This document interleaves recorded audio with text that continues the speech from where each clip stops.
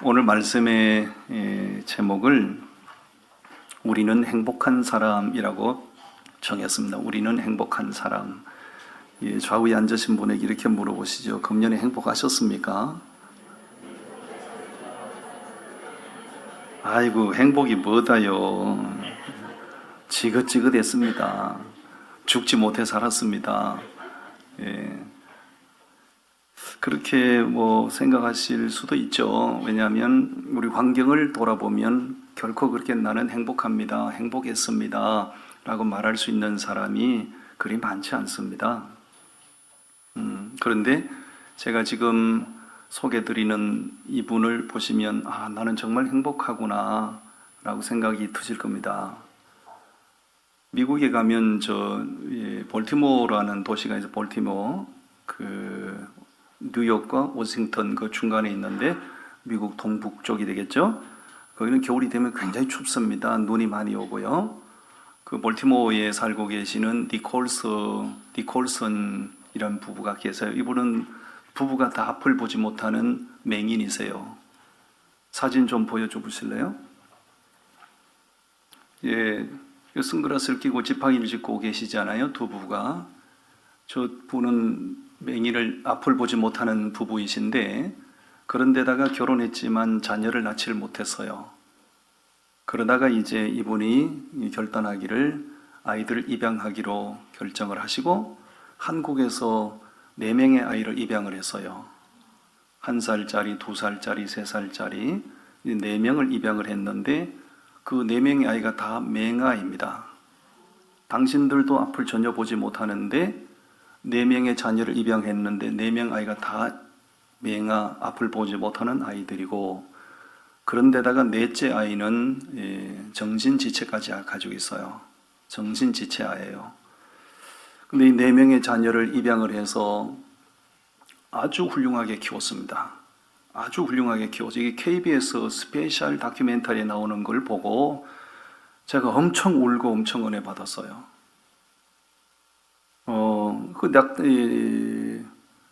다큐멘터리는 그 사람 속에 이제 들어간 삶을 전부 조명해서 이제 비춰주는 거잖아요. 4명의 자녀를 아주 훌륭하게 길렀어요. 그 막내 정신지체 아이가 엘렌인데, 그 KBS 스페셜 엘렌 이야기로 나오거든요. 그 막내를 이제 시집을 보내면서 두 부부가 이제 서로 마주보면서 아내가 이렇게 얘기합니다. 자기 남편을 보고, 여보, 세상에서 우리만큼 행복한 사람은 없을 겁니다. 세상에서 우리만큼 행복한 사람은 없을 겁니다. 그게 그냥 하는 말이 아니고 그 마음에서 우러나오는 말이에요. 여보, 세상에서 우리만큼 행복한 사람은 없을 거예요. 남편이 이렇게 말합니다. 다 하나님의 은혜지요. 할렐루야. 저분들의 삶을 이렇게 방송을 통해서 봤지만, 보면서 내 자신이 너무 무능하다, 나 자신이 너무 부끄럽다 하는 생각을 많이 하게 됐어요. 나는 두 눈이 멀쩡해서 앞을 다 볼 수 있고, 나는 사지가 다 멀쩡해서 무슨 일이든지 자유롭게 할 수 있고, 내 자녀, 저는 아들, 딸 2명 낳아서 길렀는데 우리 아이들이 다 건강하고, 그런데도 나는 내 안에 행복하지 못하다는 생각이 나를 수시로 그렇게 괴롭힐 때가 많잖아요. 저분들의 이야기를 보면서 이런 생각을 했습니다. 행복이라고 하는 것은 결코 환경에 있는 것이 아니구나. 내가 최고의, 사람들이 부러워할 만큼 최고의 환경을 가졌어도 마음이 행복하지 못하면 그 사람은 절대 행복할 수 없는 거예요. 모든 사람들이 저분 정말 불행하다고 여겨도 내 마음 속에 나는 행복자라고 생각하면 나는 행복한 사람인 거예요. 여러분, 행복은 삶의 환경에 있지 않아요. 행복은 밖에 있지 않아요. 행복은 내 안에 있는 겁니다. 아멘. 오늘 본문 가운데 보시면 29절에 보시면 하나님께서 이스라엘이여 너는 행복한 사람이로다. 여기서 말씀하는 이스라엘은 야곱을 가리키는 거죠. 하나님께서 야곱이를 가리켜서 단정적으로 말씀하는 건 너는 행복한 사람이야. 그래서 저는 이 말씀을 붙들고 많이 묵상을 해서요, 야곱이가 그렇게 파란만장한 인생을 산 사람인데 하나님께서는 왜 그 야곱을 가리켜 단정적으로 너는 행복한 사람이라고 말씀하셨을까? 말씀을 붙잡고 묵상하는 가운데 하나님이 그래서 그를 행복자라고 말씀하셨군요, 이런 깨달음이 주어졌어요. 그리고 야곱이를 행복자라고 말씀하셨던 그 하나님이 행복의 기준으로 여기셨던 그 기준이 우리 안에 다 있는 거예요. 그렇다면 나도 행복한 사람이고 여러분들도 다 행복한 사람인 거예요. 아멘. 따릅니다. 오른손 두 손 들고 우리는 행복한 사람입니다. 아멘. 아멘. 왜 행복한 사람이라고 말씀하셨을까요? 첫 번째 주제를 소개합니다. 따라합니다. 구원을 받았기 때문이에요. 뭘 받아요? 구원을 받았기 때문이에요. 자, 29절 말씀 보십시오. 29절을 우리 다 같이 읽어봅니다. 시작. 이스라엘이여 너는 행복한 사람이로다. 여호와의 구원을 너같이 얻은 백성이 누구냐 돼서요. 여호와의 구원을 너같이 얻은 백성이 누구냐. 다시 말 이 말씀을 조금 바꾸면 하나님의 구원을 얻은 사람은 너밖에 없어, 그런 얘기예요. 너만 하나님의 구원을 받은 거야. 모든 사람들이 다 구원받은 게 아니야. 너만 구원받은 거야. 그래서 야곱이를 일컬어 너는 행복한 사람이라고 단정적으로 말씀하신 거예요. 무엇을 가졌기 때문에 행복한 것이 아니고요, 하나님이 그를 가리켜 너는 행복한 사람이라고 말씀하신 것은 너가 구원을 받았기 때문이야. 이 야곱이가 이제 12아들을 낳고 그 12아들이 결국은 12지파가 되고 그 12지파를 통하여 이스라엘 민족이 이루어지잖아요. 이 야곱이를 이스라엘 민족에게 적용을 시켜보면 하나님의 구원, 하나님의 은택을 입은 민족은 이스라엘 백성들 뿐이라고요. 지금 전 세계의 국가가 약 200몇십 개 국가가 있는데요, 구약시대 그 당시에도 세계에는 많은 민족이 존재했었죠. 그 수많은 민족들 가운데서 하나님의 유일한 하나님의 백성으로 선택받은 민족은 유대인들 뿐이에요. 이스라엘 민족을 너희는 내 백성이야 하나님께서 주권적으로 선택을 하셨어요. 그렇기 때문에 야곱이도 행복한 사람이고 그 야곱이가 이스라엘 민족이 됐으니 이스라엘 민족이 행복한 민족인 거예요. 아멘. 여러분, 나도 가졌고 너도 가졌고 모든 사람이 다 가진 것은 그건 보편적인 거거든요. 그건 특별한 게 아니에요. 그렇죠?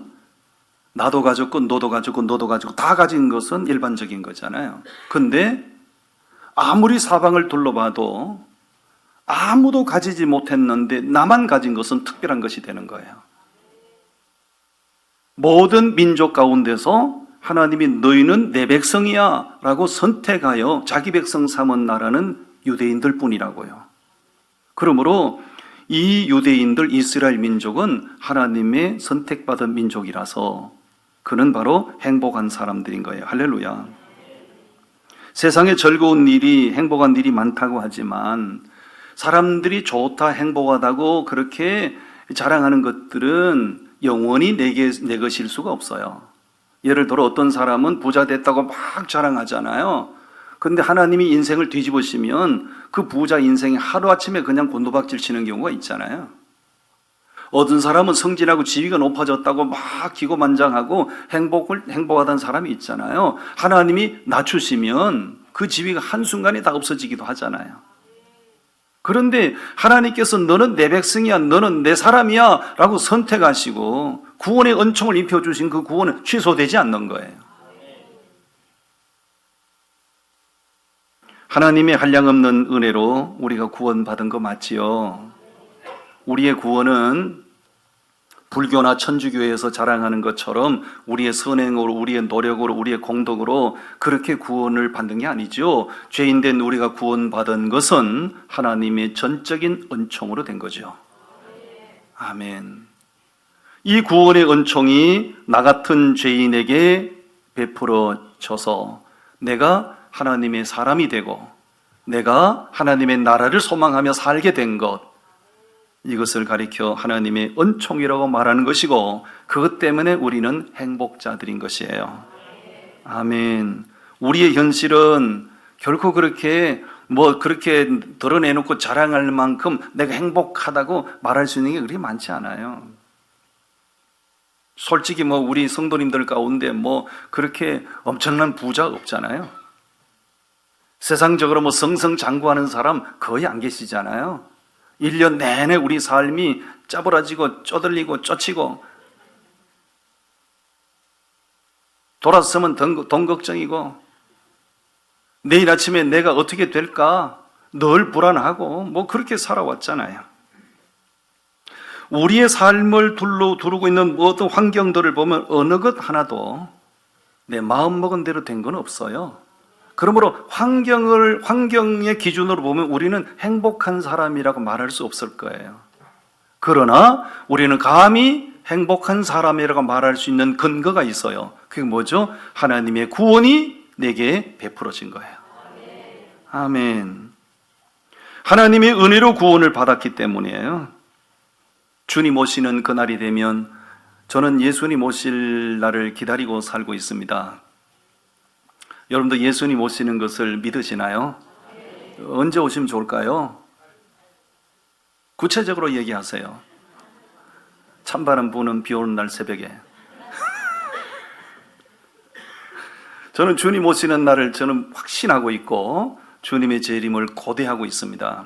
근데 주님 오시는 그날이 되면 구원받은 여러분들이 얼마나 행복한 사람들인지 모든 사람들이 다 우러러볼 겁니다. 지금은 예수 믿는다는 것 때문에 욕을 먹기도 하고요. 지금은 교회 다닌다는 것 때문에 빈정거림을 받을 수도 있고요. 심지어는 예수 믿고 교회 다니는 것 때문에 핍박을 받을 수도 있죠. 내가 예수 믿어 구원받은 것, 이것이 얼마나 소중하고 얼마나 값진 것인지 사람들이 몰라서 그런 거죠. 주님 오시는 그날이 되면 모든 사람들이 우리를 한 몸에 우러러볼 겁니다. 저 사람은 진짜 행복한 사람일세, 진짜 저 사람이 복받은 사람일세, 사람들은 다 인정하게 될 겁니다.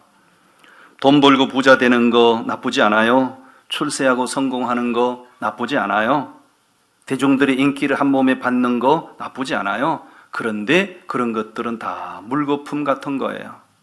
하나님의 구원이 내게 베풀어진 것과는 비교할 수 없는 거예요.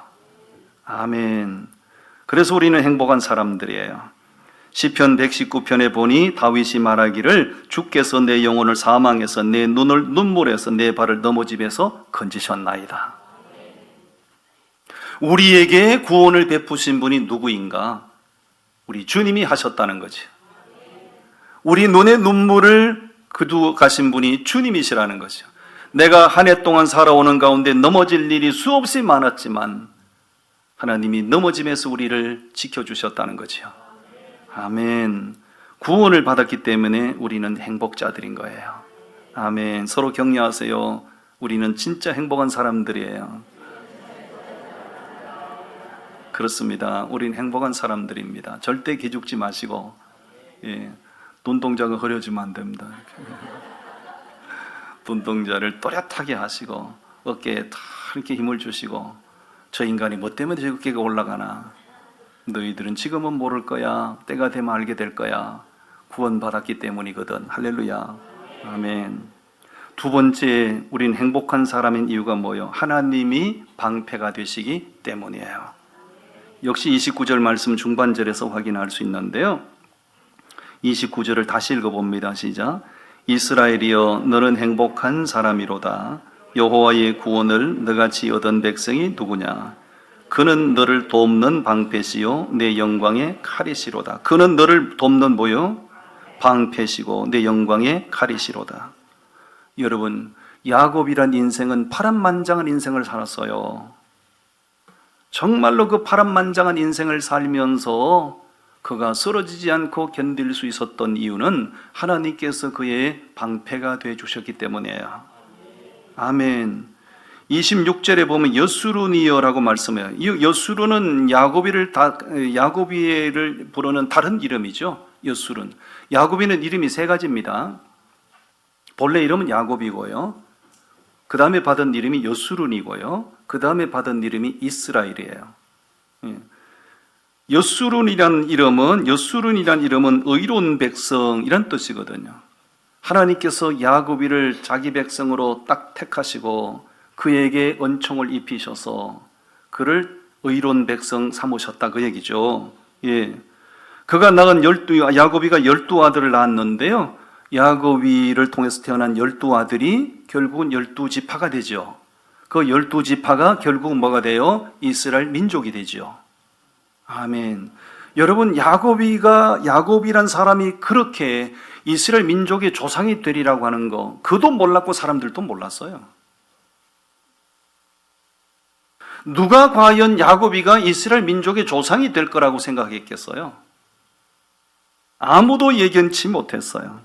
그런데 결국은 그 야곱이가, 정말 부끄럽게 태어난 야곱이가 이스라엘 민족의 조상이 된 것은 그의 실력으로, 그의 노력으로, 의지로 된 것이 아니라 하나님의 능력으로 된 거예요. 아멘. 이스라엘은 아주 작은 나라지요. 아주 작은 나라입니다. 지금도 아주 작아요. 크기로 말하면 우리나라 강원도 땅만 할 거예요, 지금도. 그 보잘것없는 아주 작은 나라에 불과한데 어떤 나라도 이스라엘을 건드리면 남아나질 못해요. 어떤 강한 제국도 이스라엘을 침략하면 다 넘어지고 다 망합니다. 그 이스라엘의 강력한 힘이 어디서 나오는가? 하나님이 그들의 돕는 방패시기 때문에요. 아멘. 그러니까 우리나라 같은 경우는 지도자들이 미국에서 압력을 집어넣으면 우리는 꼼짝 못하고 그들의 요구를 따라야 되죠.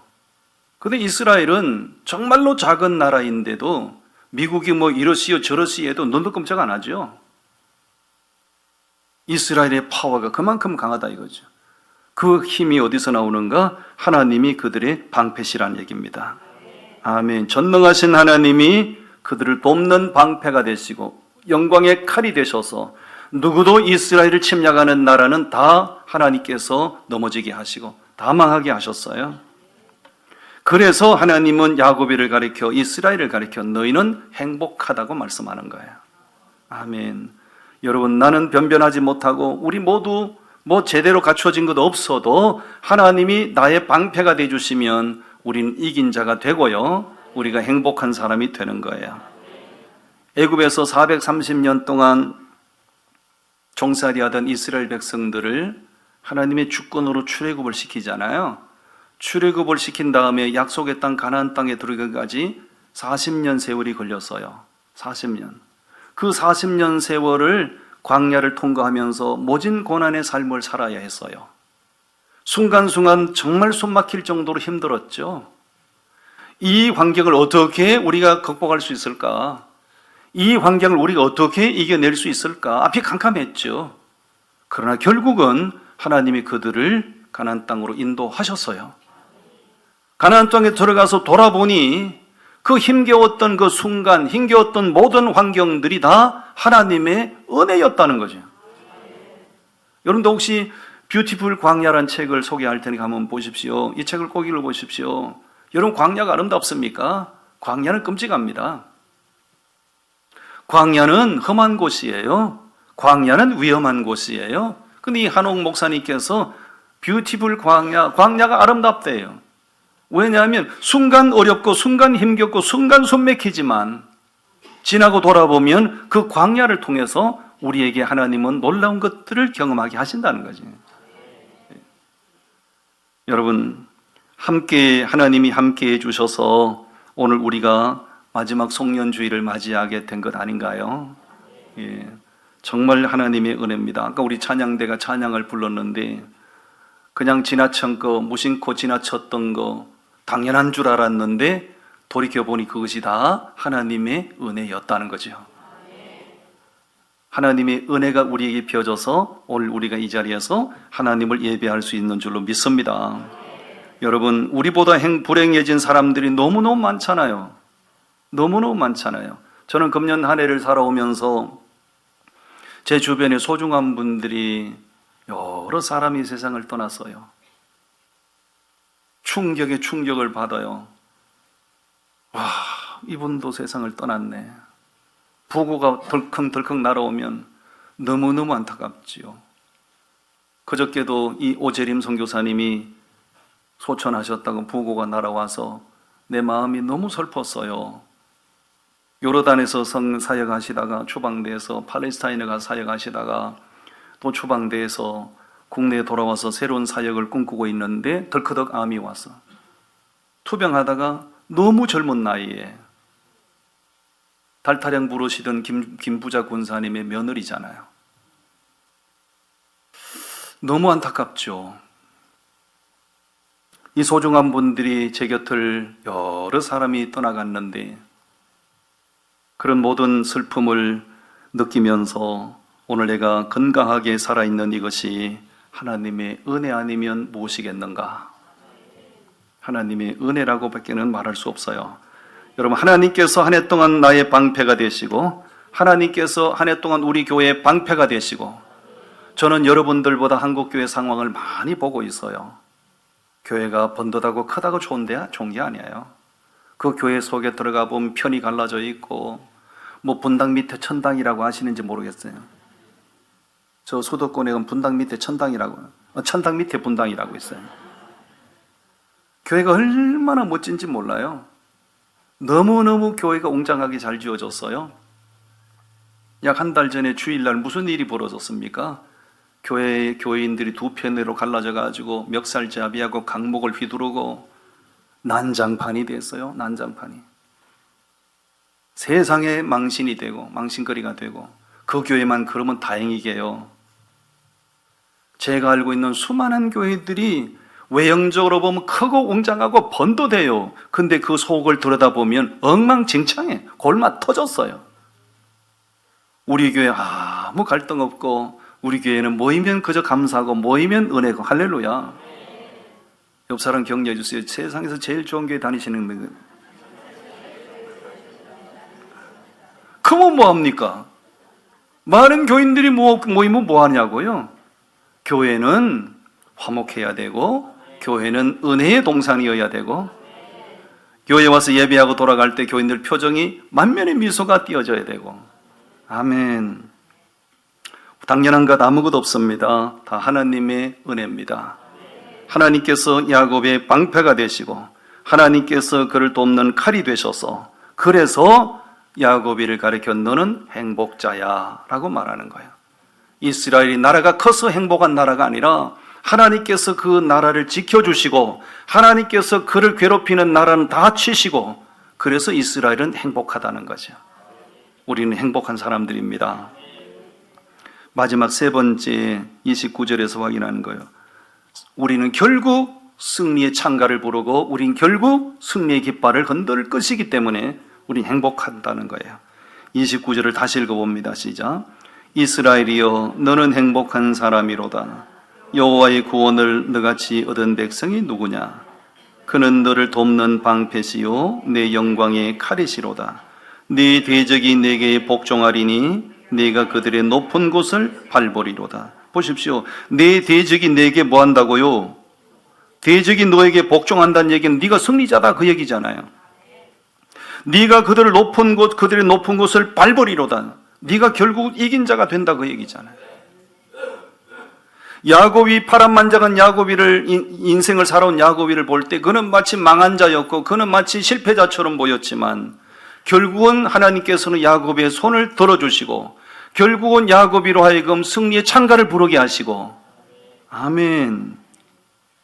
야곱의 인생이 그랬습니다. 여러분 마지막에 웃는 사람이 진짜 이긴 자고요. 마지막에 노래를 부른 사람이 진짜 승리자예요. 아멘. 어떻게 그게 가능했을까요? 야곱이가 스스로, 이스라엘이 스스로 아닙니다. 하나님께서 이기게 하셨기 때문에요. 아멘. 아멘. 우리나라가 1945년도에 독립을 했거든요. 그로부터 3년 뒤에 이스라엘이 독립을 했어요. 1948년도에 이스라엘이 이제 건국을 하게 되죠. 그 48년도 이스라엘이 건국을 하기 전까지는 세계 지도상에서 이스라엘이라는 나라는 없어졌습니다. 이스라엘 나라를 하나님 완전히 없애버렸어요. 그런데 그 세계 모든 민족 가운데 열방으로 흩어진 이스라엘 유대인들이 우리가 정말 하나님 앞에 잘못했다, 우리가 정말 하나님 앞에 많은 불순종과 죄를 지었다, 이제 우리 다시 나라를 세우자. 그래서 세계 모든 민족 가운데서 흩어진 유대인들이 시오니즘 운동을 벌여요. 그 시오니즘 운동의 결과로 1948년도에 이스라엘이 이제 건국을 하지요. 이스라엘이 건국을 하고 나라를 세우니까 눈의 가시처럼 아랍국들이 이스라엘을, 그 나라를 다시 흩어버리기 위해서 1967년도에 이스라엘을 없애버리기 위해서 전쟁을 일으킨 거죠. 저 전쟁은 모든 막강한 오일머니를 자랑하는 산유국들이 모두 연합이 돼서 이스라엘 나라를 이 땅에서 없애버리자. 그런데 예상을 뒤엎고 이스라엘이 6일 만에 완전히 이스라엘 아랍국을 초토화시켜버리죠. 이스라엘 이겼다는데 뭐 그렇게 기분 나빠요? 여러분, 상상이 안 되는 일입니다. 이스라엘은 이제 막 독립한 신생국가예요. 그 엄청난 오일머니를 자랑하는 아랍국들은 엄청난 재정, 엄청난 무기를 가지고 있었어요. 그때 이스라엘이 이제 다시 끝났구나, 이스라엘이 이제 존재가 사라지겠구나라고 생각했지만 예상을 뒤엎고 6일 만에 이스라엘이 대성을 거두죠. 아랍국을 완전히 무릎 꿇려버리죠. 그 지도를 보여주시면, 그때 가운데 지도 보시면 저 파란색으로 시나이 반도까지 다 이스라엘이 다 장악해버리잖아요. 수십 년 동안 이스라엘이 저 전쟁을 이긴 다음에 저 시나이 반도를 완전히 장악을 하고 있었어요. 그러니까 하나님께서 레이건 대통령 때죠, 이스라엘의 백인 수상과 이집트의 사다트 수상을 미국 캠프 데이비드 별장에 초청을 해서 평화 협상을 벌이 중재를 하지요. 제발 너희들이 빼앗은 나라를 다시 돌려줘라. 그래서 캠프 데이비드 별장에서 협상을 해서 저 빼앗았던 나라를 그때 다시 돌려준 거죠. 여러분, 얼마 전에 하마스와의 전쟁이 일어났어요. 하마스는 구약 성경에 나오는 블레셋 족속들입니다. 하마스 전쟁도 이스라엘이 완성. 가장 최근에 헤즈볼라와의 전쟁이 일어나면 이스라엘이 불리하다고 생각했거든요. 근데 헤즈볼라를 완전히 초토화시켜버리고 이스라엘이 완벽한 승리를 거둡니다. 그들이 스스로 이긴 것이 아니라 하나님께서 그들을 이기게 하신 거예요. 하나님이 넘어지게 하시면 넘어지는 거고요, 하나님이 일어서게 하시면 일어서는 거고요, 모든 삶의 주권이, 승리가 하나님께 있는 줄로 믿습니다. 원래 우리는 힘겨운 하루하루를 살아왔어요. 뭐 이제 이틀이 지나면 이제 2025년도를 맞이하게 될 텐데, 뭐 새해를 맞이한다고 해서 우리 삶이 뭐 급격하게 달라지거나 뭐 새로워지거나 이런 거 별로 기대하지 못할 거예요. 그러나 우리는 희망이 있습니다. 하나님께서 우리 편이 되시면 우리 승리할 거예요. 하나님이 우리 도와주시면 승리 깃발을 날릴 거예요. 아멘. 흥망성쇠가 하나님의 손에 달렸죠. 이기고 지는 것 우리의 노력, 의지에 있는 것이 아니라 하나님의 주권이라고요. 가는 길이 때로는 막힐 수도 있을 거예요. 길 가다가 막히면 당황스럽잖아요. 문이 열려 있어야 될 문이 꽉 굳게 닫혀 있으면 숨 막히잖아요. 그런다고 해서 가는 길이 막힌다고, 문이 닫혔다고 우리는 포기할 필요 없어요. 기도하면 하나님께서 문을 여실 거니까. 저는 헬렌 켈러의 명언을 굉장히 좋아합니다. 헬렌 켈러는 볼 수 없는 사람이고 듣지 못한 사람이고 말하지 못하는 사람이었어요. 그렇지만 세계를 감동시킨 사람이 됐잖아요. 헬렌 켈러가 남긴 명언이 있는데 그 가운데서 유명한 명언이 있어요. 한번 같이 읽어보시죠. 시작.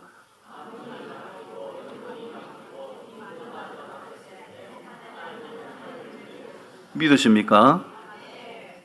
앞문이 막히고 뒷문이 막히고 옆문이 막히면 사람들은 절망을 합니다. 그래도 우리가 기도하면 하나님이 하늘문을 여세요. 믿으시죠? 예. 금년 한 해를 우리가 살아냈으니 내년 한 해도 우리는 살아낼 것입니다. 힘겨울 거예요. 그러나 포기하거나 낙심하지 마시고 하나님 앞에 엎드려 기도하면 하나님께서 반드시 길도 내시고 문도 여시고 우리를 통과하게 하실 겁니다. 저는 제 인생을 돌아보니 10년 동안 혹독한 광야가 있었어요. 10년이 짧지 않습니다. 그 10년 동안 혹독한 인생의 광야를 통과하면서 그 순간 너무 힘들었고 그 순간 너무너무 삶이 절박했고, 그런데 그 광야를 통과하고 나서 보니 그 힘들었던 그 모든 광야 순간순간들이 내 삶에 다 간증거리가 되게 하셨어요. 힘겨워도 하나님 앞에 기도하면 통과하게 하시고, 힘겨워도 기도하면 하나님께서 문을 여시고, 그 나중에 다 은혜로운 간증거리가 되게 하실 줄로 믿습니다. 아멘. 기도하시겠습니다.